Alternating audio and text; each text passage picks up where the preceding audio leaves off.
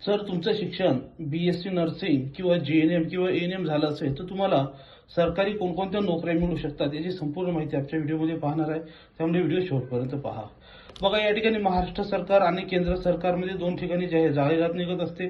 महाराष्ट्र सरकारमध्ये जर विचार केला तर या ठिकाणी DHS मध्ये म्हणजे जिल्हा आरोग्य विभाग मध्ये, तसंच सार्वजनिक आरोग्य विभाग, तसंच DMER या ठिकाणी जाहिरात निघत असतात आणि आरोग्य संचालनालयामध्ये सुद्धा निघतात आणि आरोग्य विद्यापीठामध्ये निघतात। त्याच्यानंतर केंद्रामध्ये जर विचार केला, महाराष्ट्रामध्ये महानगरपालिकेमध्ये सुद्धा निघत असतात। जर केंद्रात जर विचार केला तर रेल्वेमध्ये निघत असतात, एम्स मध्ये निघत असतात। तर अशा प्रकारे या ठिकाणी वेगवेगळ्या ठिकाणी जाहिरात आलेली असते। मात्र केंद्रातली जी परीक्षा असते तिच्यामध्ये पगार सुद्धा जास्त मिळतो, कारण की तिथं नर्सिंग असिस्टंट, नर्सिंग ऑफिसर म्हणून त्या ठिकाणी पोस्ट असतात। महाराष्ट्रामध्ये सुद्धा स्टाफ नर्स म्हणून पोस्ट असते, S13 ग्रेड राहते, चांगला पगार मिळतो।